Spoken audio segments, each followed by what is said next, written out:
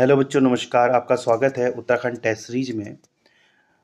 आज हिंदी की क्लास में हम पढ़ेंगे शब्द रचना। जैसा कि आपको पता है कि हम वीडियो वीपीडीओ पटवारी लेखपाल जो री एग्ज़ाम होना है उसके लिए क्लासेस दे रहे हैं, और ये क्लासेस टॉपिक वाइज हैं। ये नहीं कि एक पर्टिकुलर क्लास मिल रही है आपको। मेन टॉपिक्स पर हम बात कर रहे हैं और उन्हीं को समझा रहे हैं। ठीक है।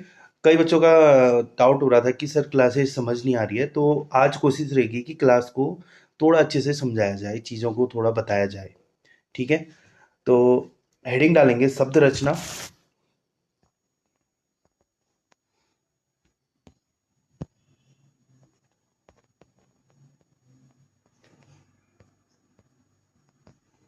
शब्द रचना। ठीक है। और इसमें सबसे पहले हम समझेंगे शब्द को। ठीक है, कि शब्द क्या होता है। शब्द। ठीक है, शब्द। अब शब्द कहते हैं जो वर्ण हमने पढ़े थे इससे पहले, उसके सार्थक संघात को शब्द कहते हैं, यानी कि जिसका कोई अर्थ निकलता हो। ठीक हो गया, उसे हम शब्द कहेंगे। मान लो अगर मैंने लिख दिया, देखो, सार्थक का मतलब किसी का अर्थ निकलना होता है। ठीक है, सार्थक संघात। शब्द का मतलब वर्णों के, लिख लेते हैं, वर्णों के सार्थक, सार्थक संघात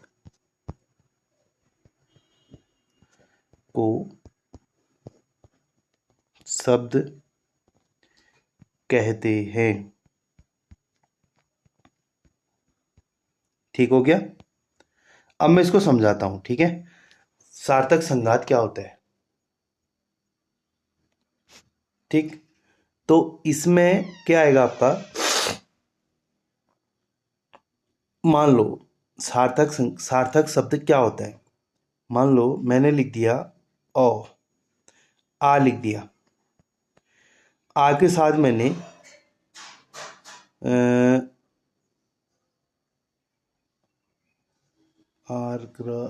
आख, क लिख दिया, तो ये कोई शब्द नहीं हुआ, आग। ठीक है, एक्चुअल में आग होता है ना, आग कोई शब्द नहीं हुआ, इसका कोई अर्थ नहीं बना। ठीक है, तो अगर मैं आ ग करूं तब ये शब्द बनेगा, कि हम समझते हैं कि आग का मतलब अग्नि ज्वाला होता है। ठीक है, वैसे ही ऐसे शब्द जिनके मिलने से कोई अर्थ बनता हो, मतलब ऐसे वर्ण जिनके मिलने से कोई अर्थ बने, जैसे कमल, क मिला, म मिला और ल मिला, तो इनसे कोई अर्थ बना ना, कमल का कोई मीनिंग बना। अगर ल म क लिख दूं मैं, हालांकि मैंने लिखा, वर्ण लिखे, लेकिन इसका कोई अर्थ बना, लमक का नहीं बना। ठीक है, वैसे रवि, अब रवि का अर्थ बना ना। ठीक है, अगर मैं गवि ये लिख दूं, इसका कोई अर्थ बनेगा, नहीं बनेगा।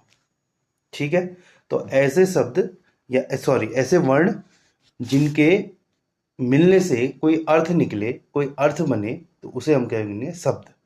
ठीक है, एग्जाम्पल मैंने बता दिए। अब शब्द के दो रूप होते हैं। एक होता है सार्थक शब्द, सार्थक शब्द, और दूसरा होता है निरर्थक शब्द, निरर्थक शब्द। सार्थक का मतलब समझ गए होंगे, जिनका कोई अर्थ निकले। निरर्थक का मतलब ऐसे शब्द जिनका कोई अर्थ नहीं होता, लेकिन हम उनको बोल देते हैं। ठीक है, तो उसे बोलेंगे निरर्थक शब्द। ठीक है, अब पहले हम सार्थक शब्द पढ़ेंगे, उसमें कौन कौन से आते हैं, उसके बाद हम निरर्थक को पढ़ेंगे। ठीक है, तो हेडिंग लिखने हैं, हेडिंग लिख लीजिएगा, सार्थक शब्द।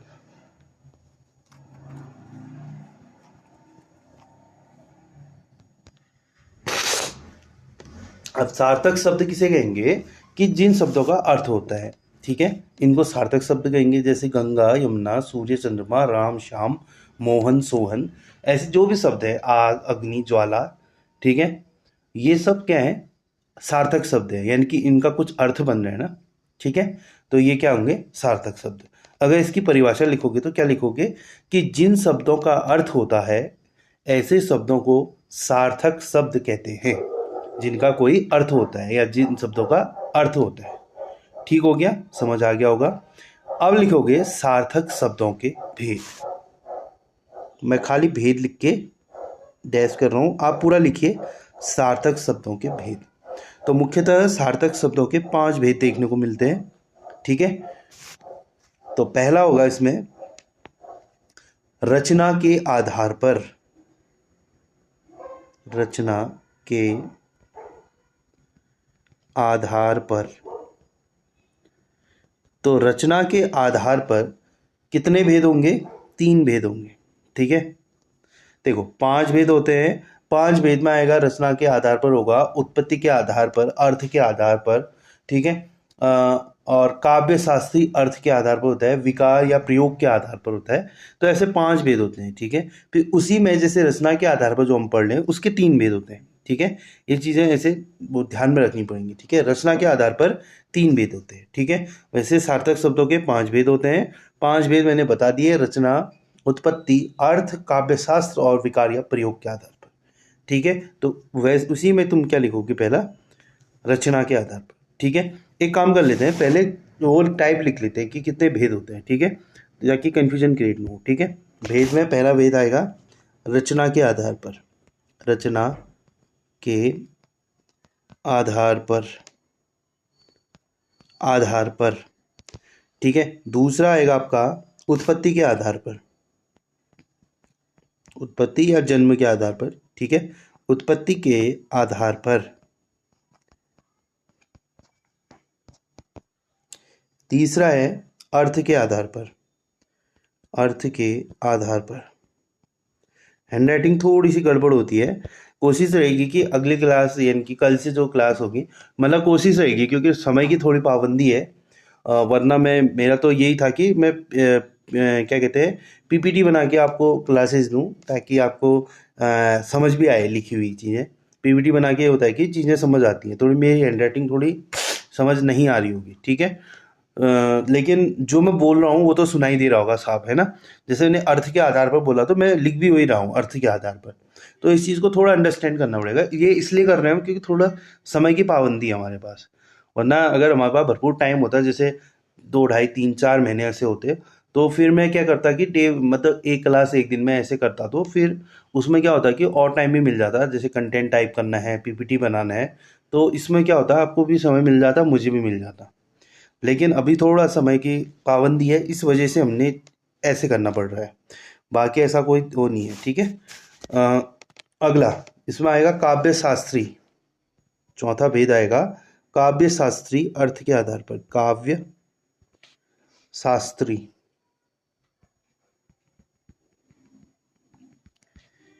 काव्य शास्त्री अर्थ के आधार पर।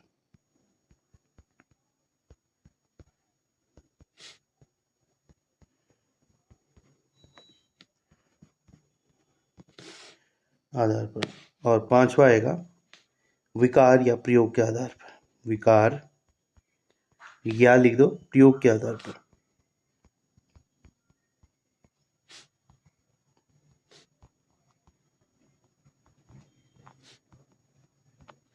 तो ये 5 प्रकार हो गए। अब उसमें हम पहले पढ़ेंगे रचना के आधार पर। ठीक है, तो पहला पढ़ेंगे हम रचना के आधार पर।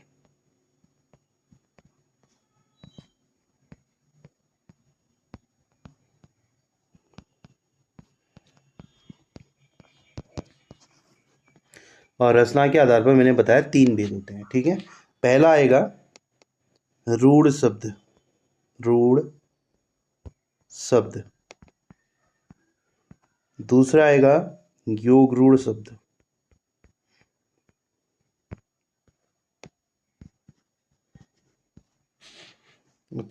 तीसरा आएगा योजक शब्द।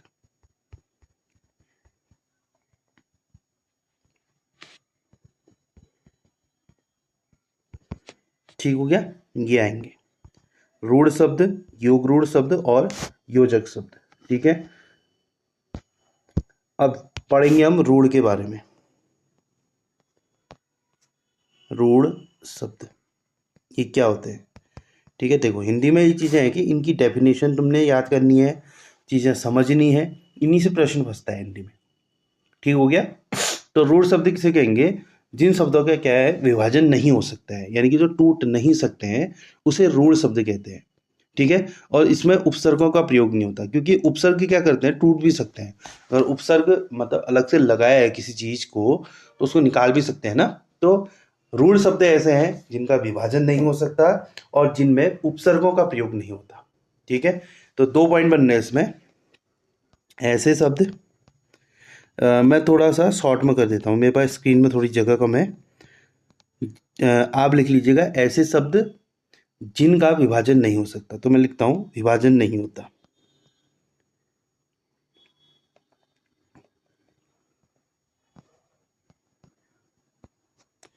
विभाजन नहीं होता। ठीक है। ऐसे शब्द जिनका विभाजन नहीं हो सकता। ठीक है। दूसरा बनेगा इनमें उपसर्गों का प्रयोग नहीं होता।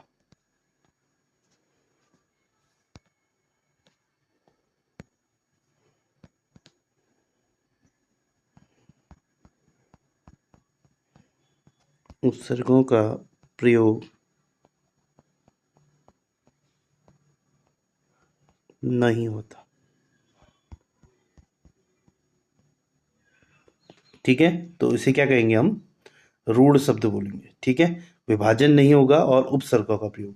अब विभाजन न होने का मतलब, मान लो एग्जाम्पल के लिए लिख लो, एग्जाम्पल लिख लो। मान लो मैंने लिख दिया शब्द घर। अब घर टूट सकता है? नहीं टूटेगा। अगर टूटेगा अभी तो घ और रौ बनेगा टूट के। तो घ का कोई मीनिंग नहीं है अलग से और रौ का कोई मीनिंग नहीं है। तो ये क्या है? रूढ़ शब्द है। जैसे आंगन। अब आंगन भी नहीं टूट सकता। आगन, आगन नहीं टूटेगा ना। अगर आ निकाल दे तो गन कोई शब्द नहीं बनता है। ठीक है। और नौ निकाल दे तो आग कोई शब्द, आग बनेगा लेकिन ऐसा है कि कोई मतलब वो नहीं बनेगा, मतलब शब्द नहीं बनेगा। ठीक है। आग, आंगन भी क्या होगा? रूढ़ शब्द होगा। ठीक है। इनको मतलब तोड़ा नहीं जा सकता। ठीक है। पुस्तक, पुस्तक ये भी नहीं टूट सकता है। ठीक है। पुस्त का नहीं टूटेगा, स्तक नहीं होगा। ठीक है। ये आंगन भी वही होगा। हाँ? ठीक है। अब तुम कहोगे सर आग आ रहा है इसमें, तो ऐसा कैसे हो सकता है? तो रूढ़ शब्द में ऐसा होगा कि जो जिनको हम तोड़ नहीं सकते हैं। ठीक है। कमल, अभी समझाता हूँ।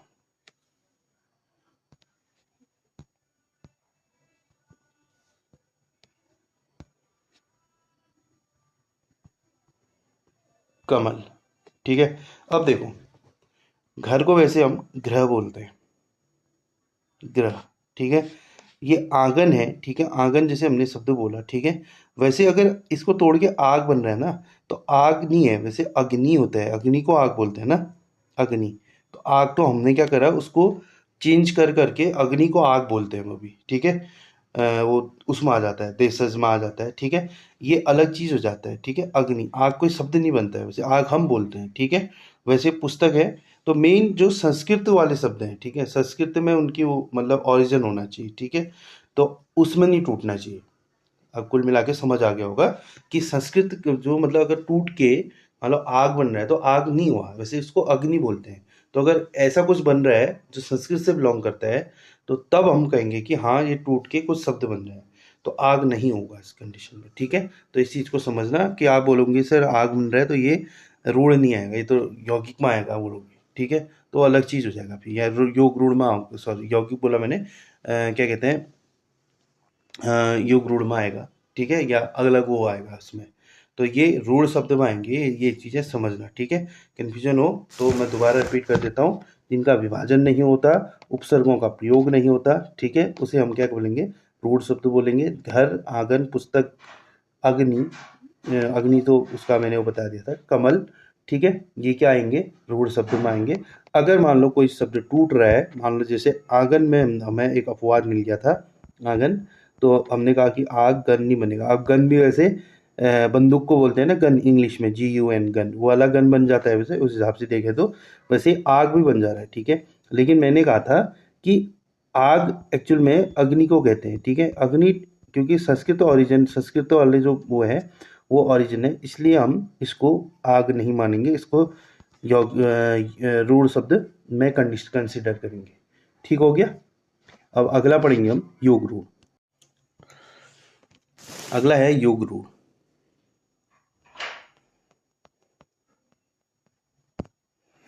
उम्मीद है आपको रूढ़ शब्द समझ आ गया होगा। ठीक है, नहीं आया होगा तो आप प्लीज़, मैं आपसे एक चीज़ बता देता हूँ। आपको कुछ चीज़, कोई टॉपिक जो बता रहा हूँ, मान लो समझ नहीं आ रहा, आपको दिक्कत हो रही है, कन्फ्यूजन हो रहा है।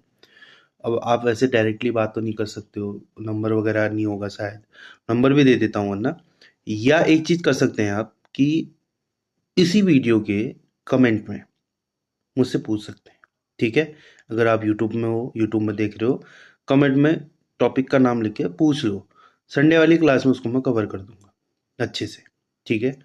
दूसरी चीज़, अगर आप ऐप पे देख रहे हो तो ऐप पे एक ग्रुप बन जाता है। अगर आप कोर्स अपने भाई का है तो आपका ऑलरेडी एक ग्रुप बन चुका होगा। उस ग्रुप में आप मैसेज कर सकते हो कि सर ये टॉपिक जो पढ़ाया था डे 11 का समझ नहीं आया, आप प्लीज़ दोबारा समझा दीजिए, संडे वाली क्लास में उसको समझा देंगे। तो ऐसा हो सकता है, आपको भी थोड़ी चीज़ें ना बतानी पड़ेंगी। ठीक, चलो आगे बढ़ते हैं योग रूढ़ में। अब योग रूढ़ किसे कहते हैं कि जब कोई रूढ़ शब्द कोई तीसरा अर्थ देते हैं। ठीक है, रूढ़ शब्द जो हमने अभी पढ़ा था तो वह शब्द योग रूढ़ कहलाता है। ठीक है। अब योग रूढ़ ऐसे होते हैं कि कोई तीसरा अर्थ देखने को मिलेगा। ये लगभग मतलब पर्यायवाची शब्द होते हैं, ये हमेशा पर्यायवाची शब्द में देखने को मिलेंगे जब कोई रूढ़ शब्द, ठीक है, जब कोई रूढ़ शब्द किसे कहते हैं जिसको तोड़ा नहीं जा सकता, कोई तीसरा अर्थ देता है तो उसे योग रूढ़ बोलते हैं। जैसे गजानन, ठीक है, पंकज, दशानन, लंबोदर। ठीक है, गजानन, ठीक है, गजानन का मतलब क्या होता है, हाथी का सर, है ना। लेकिन गजानन हम किसको बोलते हैं, गणेश जी को। ठीक है, एक्चुअल में गजानन, ठीक है, गज आनन इससे मिलके बना है ना, गज आनन। ठीक है, तो गजानन हो गया ये। तो इसका मतलब है हाथी का आनन माने सर, हाथी का सर। लेकिन हाथी का सर थोड़ा ना बोल रहे हैं हम इसका मतलब क्या है, गणेश, गणेश जी या भगवान गणेश। ठीक है, वैसे ही दशानन, दशानन, दश आनन यानी कि 10 सरों वाला। ठीक है, जिसके 10 सर है। ठीक है, अब हमें पता है ना ये किसकी बात हो रही है, रावण, रावण की बात हो रही है। वैसे लंबोदर, लंबोदर, अब लंबोदर यानी कि लंबा धन उदर, लंबा उदर या लंब उदर, या लंबा है जिसका उदर, उदर माने होता है पेट, उदर माने होता है पेट, यानी कि लंबा है जिसका पेट, यानी कि पेट बड़ा है जिसका, किसका है, गणेश। ये लंबोदर भी गणेश जी को बोलते हैं ना।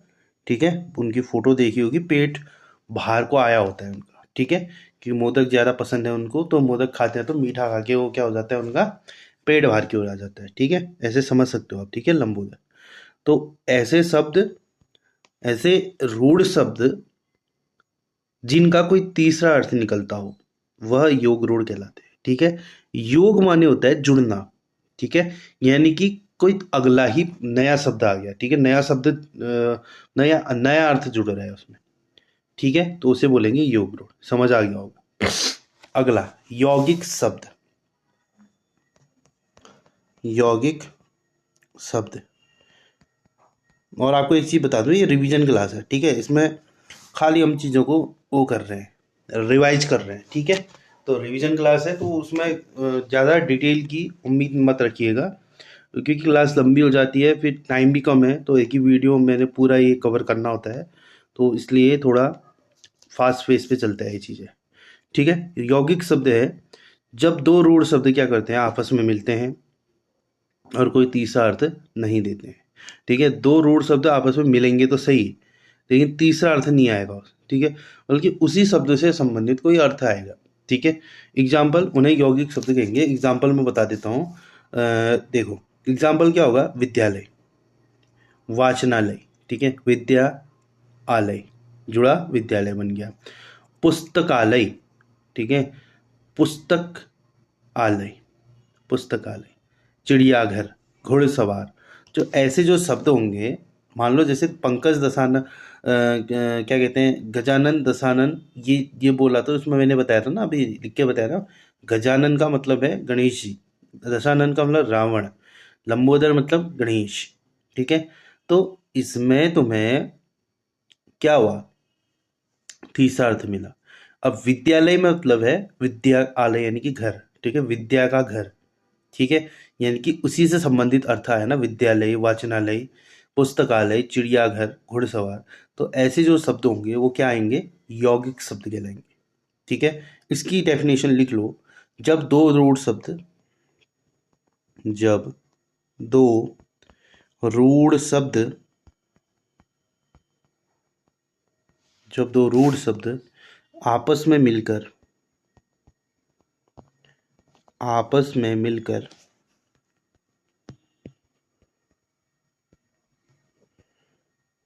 कोई तीसरा अर्थ नहीं देते,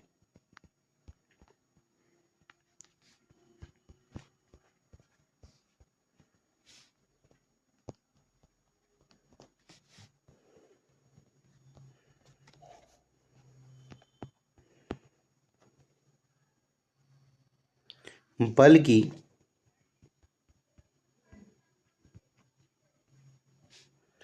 उसी शब्द से संबंधित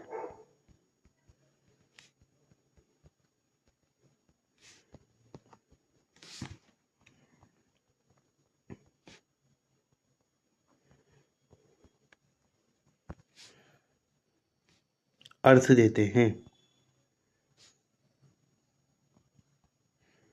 अर्थ देते हैं, वो यौगिक शब्द कहलाते हैं, ठीक है। एग्जाम्पल भी लिख देता हूँ, विद्यालय इधर ऊपर पे लिख रहा हूँ, विद्यालय, पुस्तकालय, ठीक है, घुड़सवार, घुड़सवार, वाचनालय, ठीक है। ये क्या है, यौगिक शब्द है, ठीक है। अब आपको बता दूं मैं रूढ़ शब्द जिनका विभाजन नहीं हो सकता, योग रूढ़ शब्द ऐसे रूढ़ शब्द जो कोई तीसरा अर्थ देते हैं, और यौगिक शब्द दो रूढ़ शब्द यानी कि दो ऐसे शब्द जिनका विभाजन नहीं हो सकता, वो आपस में मिलते हैं और उसी शब्द से रिलेटेड हमें क्या देते हैं, अर्थ देते हैं, उसे क्या बोलेंगे, यौगिक शब्द बोलेंगे, ठीक है। तो ये तीनों चीजें समझ आ गई होंगी, ठीक है, कंफ्यूजन का कोई ऐसी बात नहीं है इसमें। अब आगे बढ़ते हैं। ये था हमारा रचना के आधार पर। अब पढ़ेंगे हम उत्पत्ति के आधार पर। नंबर 2 आएगा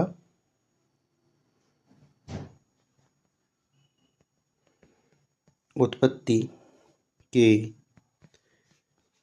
आधार पर, ठीक है। और उत्पत्ति के आधार पर चार भेद होते हैं, ठीक है। उत्पत्ति के आधार पर क्या होंगे, चार भेद होंगे, तत्सम, तद्भव, देशज, विदेशज। ये टॉपिक मैंने पढ़ने को भी दिया था आपको होमवर्क के लिए, ठीक है। तो ये क्या है, उत्पत्ति के आधार पर आएगा शब्द रचना में, ठीक है, उत्पत्ति के आधार पर, ठीक है। तो इसमें पहला आएगा तत्सम,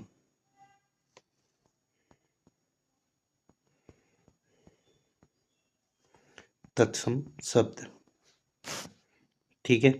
अब तत्सम क्या होता है, तत् और सम, ठीक है, इन दोनों से मिलके बना है तत्सम। तत् माने होता है उसके, सम माने होता है समान यानी कि उसके जैसा। यानी कि इसकी डेफिनेशन बनेगी कि हिंदी के जो शब्द संस्कृत से निकल के हिंदी में भी संस्कृत के ही जैसे प्रयोग होते हैं, उसे तत्सम कहा जाता है, ठीक है। अब जैसे हमारी हिंदी पढ़ते हैं ना, तो कुछ शब्द क्या है कि संस्कृत से आए हैं, संस्कृत से आए हैं, और उनको हम हिंदी में सांस्कृतिक ऐसे ही सांस्कृतिक संस्कृत जैसे ही प्रयोग करते हैं, उनको बदलते नहीं है, जैसा संस्कृत में था वैसा ही हम हिंदी में भी प्रयोग करते हैं, उसे बोलते हैं तत्सम। तत् माने, ये शॉर्ट है, तत् माने उसके, सम माने जैसा, ठीक है, उसे तत्सम बोलेंगे। शॉर्ट फॉर्म ये हो गया। अगर आप डेफिनेशन लिख रहे हो तो ठीक है, तत्सम क्या है, हिंदी के जो शब्द संस्कृत से निकल के हिंदी में भी संस्कृत के समान ही प्रयुक्त होते हैं या संस्कृत के समान ही देखने को मिलते हैं, उसे तत्सम शब्द कहते हैं। एग्जाम्पल, बालक, ठीक है, पुस्तक, राज्य, प्रजा, माता, पिता, ऐसे और भी हैं, ठीक है, आदि कर दो। तो ऐसे शब्द जो हिंदी से निकल के आए हैं और संस्कृत में वैसे ही संस्कृत से निकल के आए हैं और हिंदी में वैसे ही प्रयोग होते हैं, उसे तत्सम शब्द कहते हैं। अगला है तद्भव।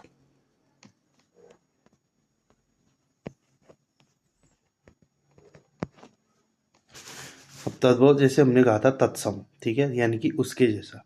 तद्भव क्या हुआ कि संस्कृत से शब्द आए, लेकिन वो क्या हुआ, बोलते हमारी मतलब भाषा में आके अपने रूप को उन्होंने बदल दिया, यानी कि वो चेंज हो गए। थे तो संस्कृत से, आए संस्कृत से, लेकिन हिंदी में आने के बाद उन्होंने क्या कर दिया, अपना रूप बदल दिया, उसे बोलेंगे तद्भव शब्द, ठीक है। अब ऐसे शब्द जो संस्कृत से निकलने के बाद अपना रूप बदल देते हैं, ठीक है, ऐसे शब्दों को क्या बोलेंगे, तद्भव शब्द बोलेंगे, ठीक है। जैसे सिर,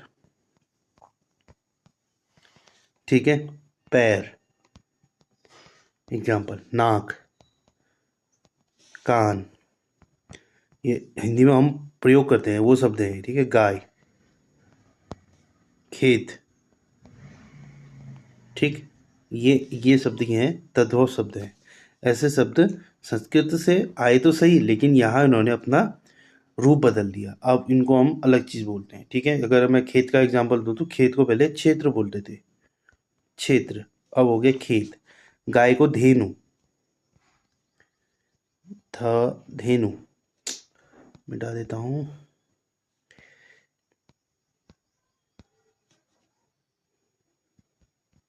धेनु, ठीक है। तो ऐसे ही अन्य शब्द भी हैं जिनको संस्कृत में कुछ और बोलते थे, हिंदी में कुछ और बोलते हैं। अब आएगा देशज शब्द। देशज शब्द, अब देशज शब्द किसे कहेंगे, जिन शब्दों का जन्म गांव में हुआ है, ठीक है। ये बने देश, धन ज, देशज, यानी कि गांव में जन्मा, गांव में जन्मा, इनको बोलते हैं देशज शब्द, ठीक है। देसी शब्द भी बोल सकते हैं, ठीक है। अब ये संस्कृत से निकले और बदलते बदलते क्या हो गया कि इन्होंने अपना रूप बदल दिया, ठीक है, और गांव की सीमा में सिमट कर रह गए, ठीक है। और ऐसे शब्दों को देशज बोलेंगे। इसका मतलब है कि कुछ मतलब पर्टिकुलर जगह पे उन शब्दों का यूज किया जाता है, ठीक है। जैसे मेहरारू, ये देशज शब्द है, ठीक है। इसका मतलब क्या होता है, पत्नी, ठीक है, इसको मेहरारू। लोटा,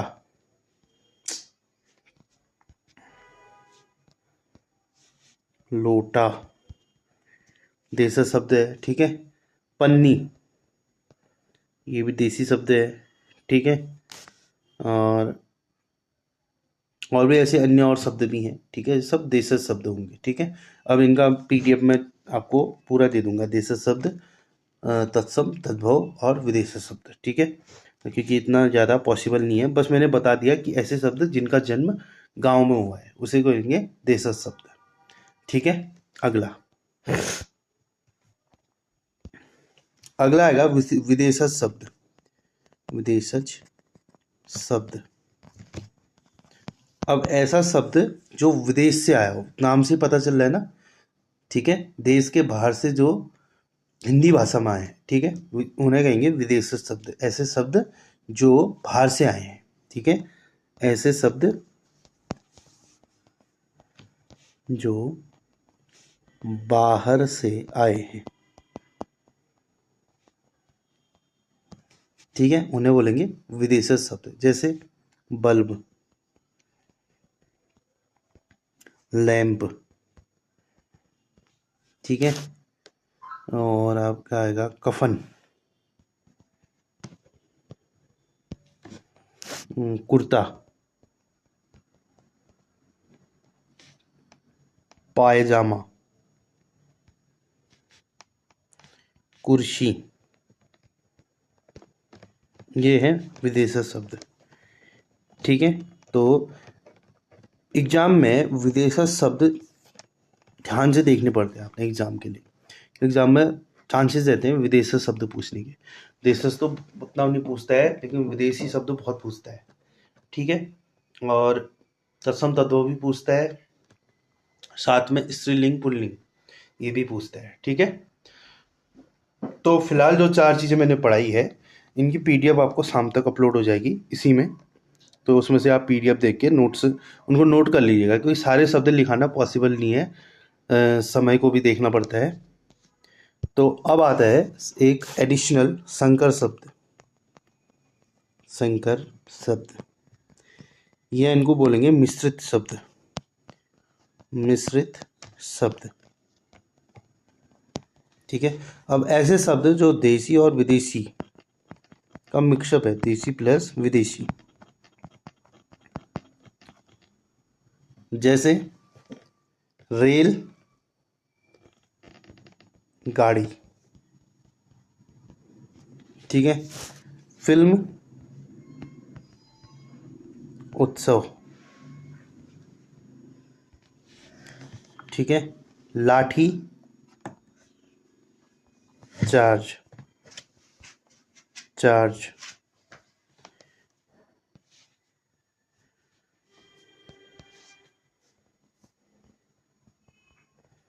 ठीक है। तो ये क्या है, मिश्रित शब्द है, ठीक है। लाठीचार्ज हो गया, गोताखोर हो गया, ऐसे शब्द जो जिसका आधा पार्ट में देसी मिलेगा, आधा विदेशी मिलेगा, ठीक है। तो वो क्या होंगे, आपका संकर शब्द होंगे या मिश्रित शब्द होंगे, ठीक है। जैसे फिल्म क्या है, विदेशी है, उत्सव देसी शब्द है, गाड़ी देसी शब्द है, रेल क्या कहते हैं, विदेशी शब्द है, ठीक है। ये थोड़ा सा उल्टा हो गया है यहाँ, ठीक है, इसको ठीक कर लीजिएगा। लाठी चार्ज, ठीक है, लाठी देसी शब्द है, चार्ज विदेशी शब्द है, ठीक है। कुछ यहाँ देसी विदेशी आएंगे, कुछ यहाँ देशी ऐसे आएंगे, ठीक है। तो जरूरी नहीं है कि पहले देसी फिर विदेशी या पहले विदेशी फिर देसी, कुछ भी हो सकता है आगे पीछे, ठीक। चलो अब अगले उसमें आते हैं। अगला आएगा अर्थ के आधार पर।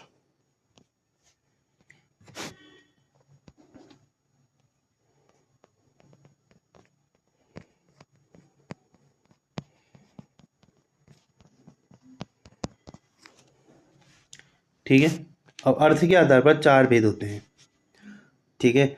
इसमें आएगा पर्यायवाची शब्द, विलोम शब्द, समुच्चारित शब्द और अनेकार्थी शब्द, ठीक है। ये लिख देता हूं मैं। पहला पर्यायवाची, पर्यायवाची। दूसरा आएगा विलोम।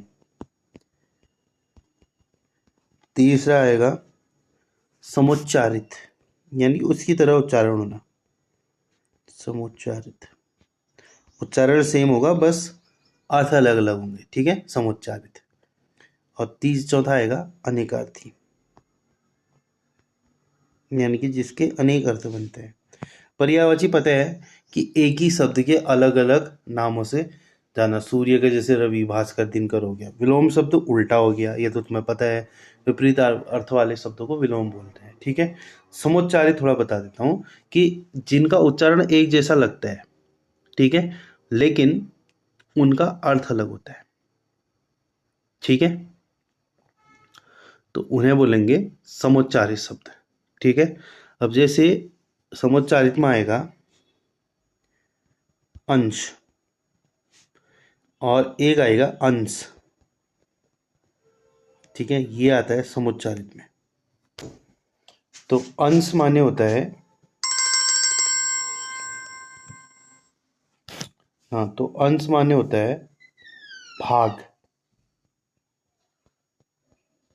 और अंश माने होता है कंधा। ठीक है, उच्चारण करने में सेम सुनाई दे रहा है, अंश, अंश। ठीक है, ऐसे ही आपका आएगा देव, देवता होता है, जैसे मैंने लिख दिया देव। देव और देव, देव माने देवता, देव माने भाग्य, भाग्य। ठीक है, एक दो और एग्जांपल ले लेते हैं। आदि, आदि, और एक होता है आदि। उच्चारण सेम है, बस अर्थ अलग होंगे। आदि का अर्थ होगा प्रारंभ,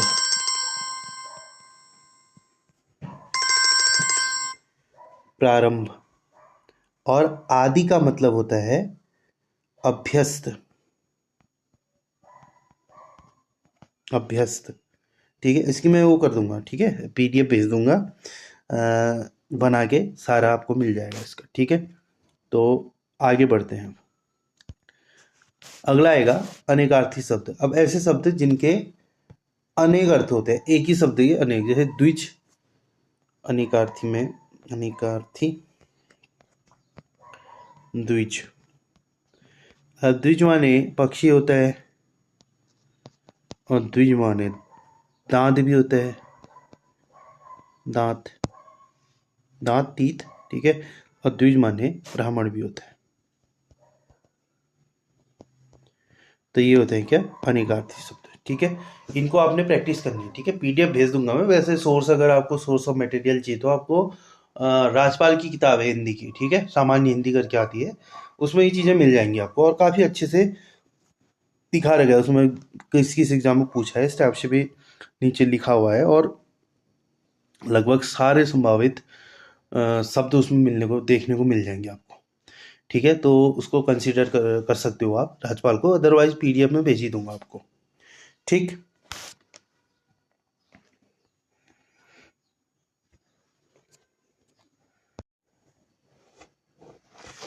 अगला है काव्य शास्त्रीय अर्थ के आधार पर। काव्य शास्त्रीय अर्थ के आधार पर। ठीक है, तो इसमें आएगा आपका पहला शब्द का अधिमा रूप, दूसरा आएगा शब्द का लक्षणा रूप, तीसरा आएगा शब्द का व्यंजना रूप। ठीक है, लिख लेता हूँ और शॉर्ट में थोड़ा बता देता हूँ। ठीक है, शब्द का अधिमा रूप, शब्द का अधिमा रूप, अधिमा रूप। अब इसमें क्या होता है कि शब्द का सीधा अर्थ निकलता है, शब्द का सीधा अर्थ, सीधा अर्थ। दूसरा है शब्द का लक्षणा रूप, शब्द का लक्षणा रूप। अब इसमें क्या होता है, किसी से तुलना होती है। ठीक है, किसी से तुलना, ऐसे लिख दो अभी, तुलना। ठीक है, अगला आएगा शब्द का व्यंजना रूप, थोड़ा तेज हो रहा होगा। ठीक है, शब्द का व्यंजना रूप।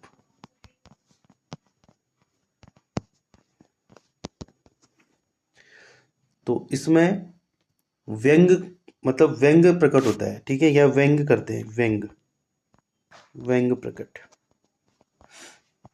इसको अब मैं थोड़ा डिटेल में बता देता हूँ। ठीक है, अब मैंने जो बताया था शब्द का अभिधा रूप। ठीक है, इसमें देखो, इसमें क्या होता है कि शब्द का सीधा अर्थ निकलता है। ठीक है, अब जहाँ किसी शब्द का सीधा रूप प्रस्तुत होता है उसे क्या बोलेंगे, अधिमा रूप बोलेंगे। जैसे राम कक्षा का अच्छा लड़का है। ठीक है, अब इसमें मतलब सीधा सिंपल बात हो गई ना कि राम कक्षा का अच्छा लड़का है। ठीक है, उसमें मतलब कोई घुमा फिरा के चीज़ें नहीं बोली। ठीक है, तो इसमें मैं पहले वाले का एग्जाम्पल बता देता हूँ। देखो अधिमा, अब मैं थोड़ा शॉर्ट कर देता हूँ इसको, ठीक है। अब मैं लिख देता हूँ अधिमा, सॉरी अधिमा कह रहा हूँ, अभिधा। अभिधा मैंने अगर वहाँ अधिमा लिखा होगा तो ठीक कर लेना, ठीक है। अभिधा रूप, अभिधा रूप, ठीक है। अब इसमें क्या आएगा, इसका एग्जाम्पल क्या होगा, राम कक्षा का, कक्षा, हैंड राइटिंग तो बहुत गजब हो रही है मेरी। राम कक्षा का अच्छा लड़का है, अच्छा लड़का है, ठीक है। अब इसमें मतलब ये सिंपल वाक्य बोला मैंने, ठीक है। और इसका सीधा अर्थ है कि राम भैया अच्छा लड़का है, अच्छा लड़का है, कक्षा का अच्छा लड़का है। कौन अच्छा लड़का है, राम, ठीक है। अब दूसरा आता है लक्षणारूप। अब इसी को थोड़ा घुमाएंगे, लक्षणारूप। अब लक्षणारूप में क्या कहेंगे हम बोलेंगे राम कक्षा का शंकराचार्य है, ठीक है। अब ये इसमें इसका डेफिनेशन अगर कहे तो, ठीक है, मैंने क्या बोला था, किसी से तुलना करना, ठीक है। अब किसी शब्द को कहने के लिए हम क्या करेंगे, लक्षण से कोई दूसरा शब्द ला देंगे, यानी कि उसका लक्षण, मतलब लक्षणारूप बोल रहे ना, यानी कि वो किसकी, किसके समान है, किसके जैसा है, वो उसके लक्षण किसकी तरह है, ठीक है। तो उसे बोलेंगे लक्षणारूप।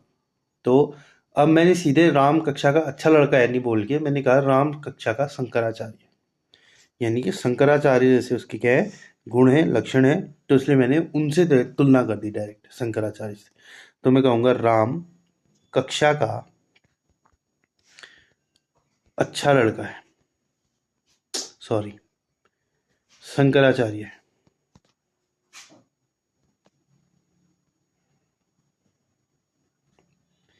राम कक्षा का शंकराचार्य है,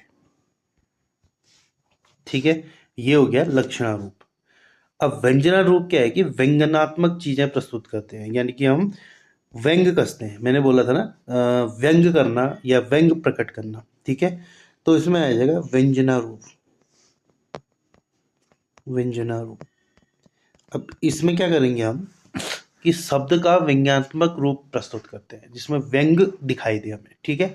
तो मैं बोलूंगा राम गोबर गणेश है, राम गोबर गणेश है, गणेश है, राम गोबर गणेश है। अब इसमें जो गोबर गणेश है उसके लिए मैं उसको उसके व्यंग कस रहा हूँ, व्यंग, ठीक है, व्यंग प्रकट हो रहा है इसमें। तो समझ आ गया होगा, 3 एग्जाम्पल दिए मैंने। एक कहा कि राम कक्षा का अच्छा लड़का है, ठीक है, ये सिंपल वाक्य हो गया कि अच्छा है, गुड है, अच्छा है, बढ़िया है। दूसरा हो गया कि शंकराचार्य है, मैंने किसी से तुलना करी कि उसके गुण धर्म शंकराचार्य से मिल रहे हैं, तो राम कक्षा का शंकराचार्य है। तीसरा मैंने बोला गोबर गणेश है, यहाँ राम एकदम बुद्धू है और राम मतलब कुछ नहीं आता, बुद्धू है एकदम, भोंदू टाइप का है। तो उसके लिए मैंने क्या यूज करा, गोबर गणेश। ठीक हो गया, आपको ये चीजें समझ आ गई होंगी। हैं प्रयोग के आधार पर, ठीक है, प्रयोग के आधार पर, प्रयोग के आधार पर, प्रयोग के आधार पर लाए तो इसके 2 भेद मिलते हैं, ठीक है। प्रयोग के आधार पर 2 भेद मिलते हैं, ठीक है। पहला विकारी, दूसरा अविकारी। पहला विकारी और दूसरा अविकारी। विकारी को सविकारी बोलते हैं,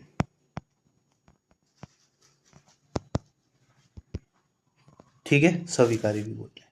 अब विकारी क्या है कि विकार का पहले तो अर्थ सुन लो। विकार का अर्थ क्या होता है, विकृत करना या बदल देना, ठीक है, चेंजेस लाना, ठीक है। यानी कि जो प्रयोग के आधार पर अपना अर्थ बदल देते हैं, ठीक है, ऐसे शब्द को विकारी शब्द बोलते हैं, ठीक है। जो शब्द प्रयोग के आधार पर अपना अर्थ बदल देते हैं उसे विकारी शब्द बोलते हैं, ठीक है। लिख लीजिए, ये थोड़ा डेफिनेशन पूछ सकता है इसकी, ठीक है। जिसकी डेफिनेशन लिखा रहा हूँ तो ये समझ लो कि पूछा जा सकता है। जिसका मैंने थोड़ा इग्नोर कर दिया क्योंकि वो क्या है, नाम से ही वो होता है ना कि पता चल जा रहा है, ठीक है, सिंपल चीज़ें हैं। लेकिन डेफिनेशन लिख कोशिश करना, सब लिखें, वीडियो बैक करके आप दोबारा सुन के वो कर सकते हो, लिख सकते हो अगर कुछ चीज़ें थोड़ा फास्ट फॉरवर्डिंग हो जा रही है तो इसका डेफिनेशन बनेगी कि जो शब्द प्रयोग के आधार पर, जो शब्द प्रयोग के आधार पर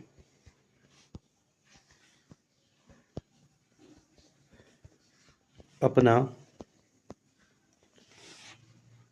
अर्थ बदल देते हैं, बदल या विकृत कर देना, विकृत देते हैं, विकृत कर देते हैं या बदल देते हैं, ठीक है, विकृत को मैं सर्कल कर देता हूँ, बदल देते हैं, ऐसे शब्द को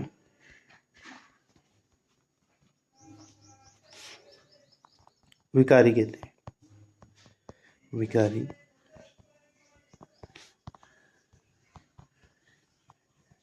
ठीक है, एग्जाम्पल, माता पिता,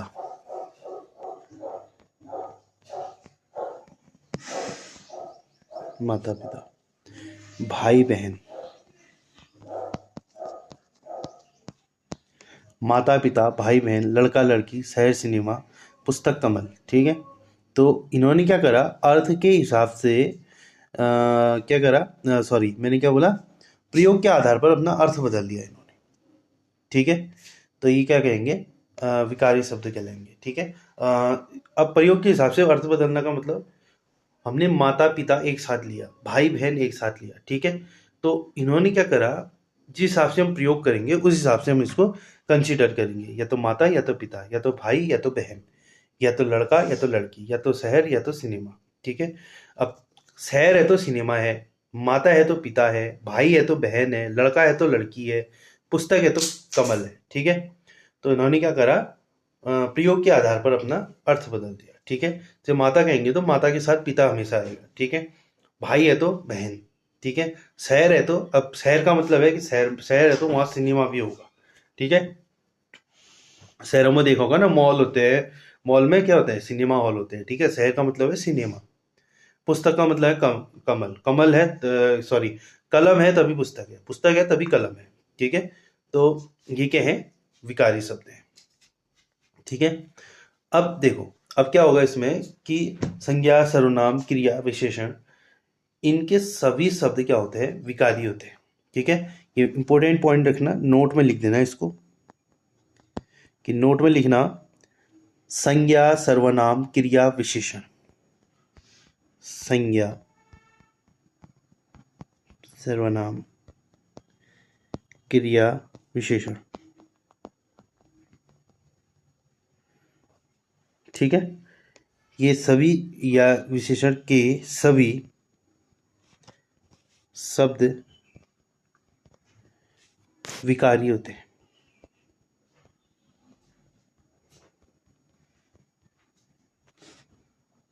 ठीक हो गया, अब वैसे ही अगला आएगा अविकारी शब्द, जिनमें कोई भी विकार उत्पन्न न हो, यानी कि चेंजेस ना आए जिनमें। ठीक है, अब प्रयोग के आधार पर अपना अर्थ नहीं बदलते हो। ठीक है, वो जैसे हैं वैसे ही रहते हैं। ठीक है, तो उन्हें बोलेंगे हम अविकारी शब्द। जैसे अब उसी का उल्टा हो जाएगा। ठीक है, इसकी डेफिनेशन मैं लिख नहीं रहा हूँ, एग्जाम्पल क्या आ जाएगा इसका, अविकारी का, हो, अरे, ठीक है, अबे, किंतु, परंतु, और, या। ठीक है, तो ये क्या होंगे, अविकारी शब्द होंगे, ये अपना अर्थ नहीं बदलते प्रयोग के आधार पर। ठीक है, अरे का अर्थ अरे जो है, किंतु का अर्थ किंतु ही होगा, परंतु, और, या। ठीक है, लेकिन विकारी में हमने क्या बोला था, उसमें क्या होगा, प्रयोग के आधार पर क्या करेंगे हम, अपना अर्थ बदल देंगे। ठीक है, तो इसलिए हम इसको विकारी बोलते हैं। और अविकारी में क्या होगा, ये अपना अर्थ नहीं बदलते हैं, ये जैसे है वैसे ही रहते हैं। ठीक है, अब आएगा इसमें नोट पॉइंट। अब नोट में हम कहेंगे कि समस्त अव्ययवाची शब्द विकारी शब्द कहलाते हैं, समस्त अव्ययवाची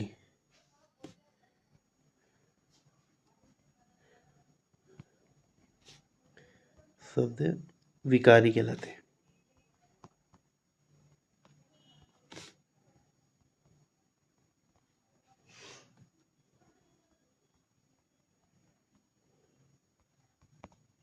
ठीक है,